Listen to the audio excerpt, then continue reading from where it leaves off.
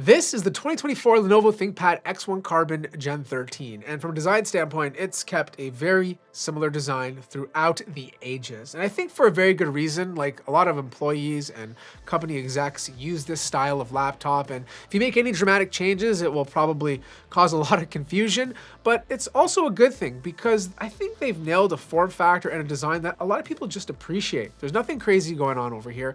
You have a carbon fiber design, which just makes the laptop super light to carry. Like, we're talking just over 2 pounds. Yes, there's some drawbacks to this, like the material they're using does pick up a lot of fingerprints. If you rub anything against it, it's going to look like it's scratched, but look, this is MIL STD 810H tested, so it can withstand some of the elements. You have the Lenovo logo over here, the ThinkPad X1 logo at the top. This little light over here turns on when the laptop is being used. You have a reverse notch that houses the webcam, but it also makes it extremely easy to open it up with one hand. In terms of ports, on the left-hand side, you have a USB-A port, 2 Thunderbolt 4 ports. This is USB-A 3.2. And then on the right-hand side, Kensington lock, full-size HDMI 2.1, another USB-A 3.2 port, combo audio jack, and your power button. Now, the power button has some advantages and disadvantages to being on the side. The disadvantage of the power button being on the side is if you're using your laptop and let's say you move it a little bit forward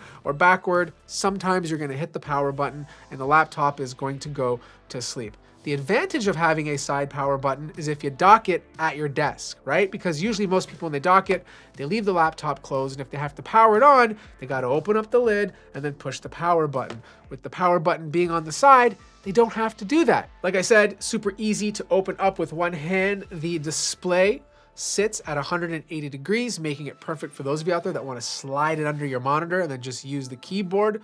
The keyboard itself is still some of the best in the business. Way better than the keyboard on the MacBook Air. Like, if you haven't used the ThinkPad X1 keyboard, go into your store and test it out. Like, it's just awesome. The shape of the keys are fantastic. They're big enough that I don't feel like I'm making any mistakes. Travel distance, the actuation are all top notch. You do have the nipple there, you know, and look, I like touching it. I still to this day, sometimes I wake up in the morning and the first thing I do is go for the nipple. But I think for the older folks out there, they appreciate this because you have it in the middle. You don't have to move your hands down to access the touchpad. You can just give the little nipple a touch and continue doing what you're doing. Now, the disadvantage to the nipple is it takes up space. The buttons on the bottom over here take up space from the trackpad. Like, this is a glass touchpad. It's using Windows Precision drivers, as most laptops do, but you're taking up the space, and the way they built this touchpad doesn't feel the best. There's a lot of space. Like, I don't know if you can hear this. That little rattle just doesn't feel natural, right? And what it kind of feels like is a wet diaper. So it's not the best touchpad overall, and it's probably due to the track point. You have your arrow keys, you have a little fingerprint scanner right beside it. Right control key is no longer a thing. It has been replaced by the Copilot key. And then, of course, you have your quick access keys at the top. Sticker placement, fantastic. Intel owns the business on this one. The sticker guy is just putting one on, so he's a little happy, and it's looking pretty good. Now, this display. Some of you are going to like it, some of you might not. I personally love it. It is an OLED display. It's absolutely gorgeous. It's 14 inches, 16 by 10, 2880 by 1800, 120 hertz. So you have a nice high refresh rate, and the color gamut is wonderful, and the color accuracy is fantastic. Like, you're just gonna love staring at this thing. Now, because it is a matte display, the benefit to this is you get less reflection, but because it is OLED, it is reducing some of that vibrancy. So it's not going to feel as vibrant as an OLED display with a proper glass panel. So keep that in mind. But me personally, I'd rather it be matte. I just hit myself in the face with this thing. Okay, look, not touched, so that's kind of a bummer, but it does have a bit of PWM flicker. So if your eyes are kind of sensitive to that thing, anything under 50% brightness, PWM flicker kicks in. So if you're sensitive to that, keep the brightness above 50%. Hinges are absolutely solid on this bad boy. You do have a webcam at the top, and there's a little switch over here that can disable it if you don't want people staring at you if they hack your computer. Okay, so this is what the 1080p camera looks like on the Lenovo ThinkPad X1 Carbon Gen 13, super long name. But yeah, you guys let me know how the quality looks. Basically, it's a very cloudy day. I have some blinds diffusing the light. You guys let me know how it looks, and more importantly, how do the microphones sound? Now, the SKU that I have here is using an Intel Core Ultra Series 2 CPU. So an Intel Core Ultra 7 258V, 32 gigabytes of LPDDR5X RAM. You have the 14-inch display, Intel Arc 140V integrated GPU, and of course a 1 terabyte NVMe SSD. And look, like I said in previous videos, using this style of CPU, the Intel Lunar Lake series of CPUs are just not the fastest out there. That still goes to AMD right now. The benefit of these Lunar Lake CPUs comes down to the battery life. Single core clock speeds are exactly where they should be. Multi-core speeds are exactly where they should be. If you're buying this for Photoshop, it absolutely will handle Photoshop without any issues. I wouldn't buy this for editing video though. Like Premiere Pro does require a beefier laptop. Again, you can jump into it, make some changes, but I wouldn't buy this strictly for video editing. Now, if you're a developer compiling big amounts of code, you probably want something a bit faster than this, and it can handle local LLMs installed locally. Like I wouldn't pass a 7 billion model. I think even 7 billion is pushing this laptop a bit. I would stick with 2 to 3 billion like I did with the Llama and using Llama 3.2. But look, when it came to average core clock speeds, it was a little bit lower than the competition just because it's trying to stay quiet as possible. The fan noise can get up to 48 decibels, but obviously if you leave it on balanced or best efficiency, it will be at 40 or even just below it. Temperatures on this are also very good. It never gets hot, so that's not a concern.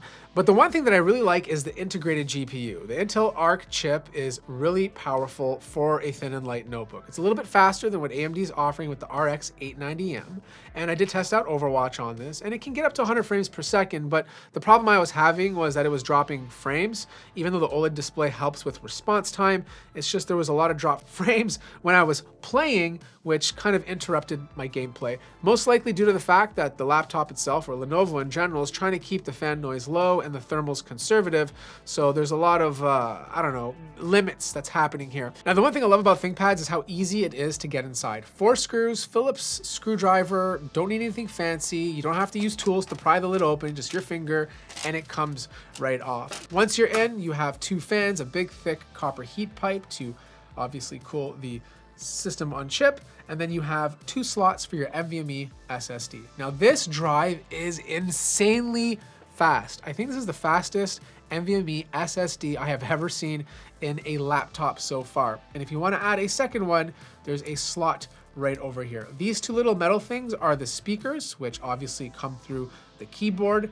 And then you have your Wi-Fi 7 card, which is also soldered on. RAM is soldered on, but the battery is easily replaceable as well. It's 57 watt hours. Now the battery life on this is good. Like I got 15 hours in my test, but it pales in comparison to other Intel Lunar Lake laptops that I've tested that get closer to 24. So here's the bottom line. I've always had a soft spot for the ThinkPad X1. They generally are good, solid performers with good build quality, decent battery life, super light, and a good amount of ports for most situations. But my biggest problem with it, even today, for most people, is the price. Like $2,500 US. You can buy a lot with that. Like for $1,000 cheaper, you can still buy a very well-made laptop with similar specs and save yourself a lot of money. Like don't get me wrong, if you're a company, a corporation who has a contract with Lenovo, buy them for your employees. You're probably getting a discounted rate. You have a contract with them, not a problem. But if you're just like an everyday regular user or someone starting their business where money's tight, save yourself the money, buy something a little bit cheaper, get similar performance and build quality without having to spend more. If you have any questions, let me know in the comment section down below. Like the video if you liked it, subscribe if you haven't already, and I'll see you guys in the next one.